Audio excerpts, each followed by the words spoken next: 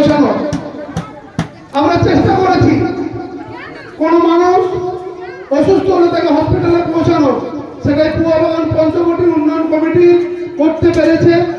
অঞ্জনদী সহ বিভিন্ন মানুষের সহযোগিতা ছিল বলেই আমরা আশা করব আগামী দিন আপনারা সকলে আমাদের উপর আশীর্বাদের হাত আমাদের মাথায় রাখবেন। আপনাদের পদধূলিতে আমাদের পুয়াবাগান পঞ্চবটি প্রাঙ্গণ একটি বিশেষ জায়গায় যান। ধন্য হোক আমার পুয়াবাগান পঞ্চবটি উন্নয়ন কমিটি।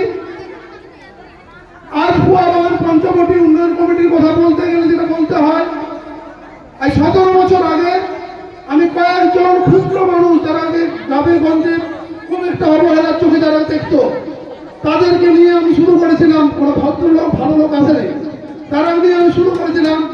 তার মধ্যে এখানে আছে লক্ষ্মীর মতো লোক, তারা নিয়ে আমি এখানে পঞ্চবটির কর্মকাণ্ড শুরু করেছিলাম।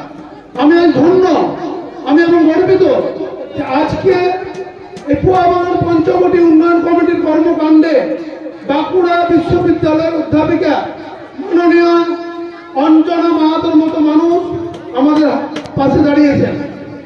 আমি অঞ্জনাদিকে ধন্যবাদ জানাচ্ছি, আমি অঞ্জনাদিকে কৃতজ্ঞতা জানাচ্ছি এবং দিদির হাত যেন আমাদের আগামীতে আমাদের মাথার উপর থাকে।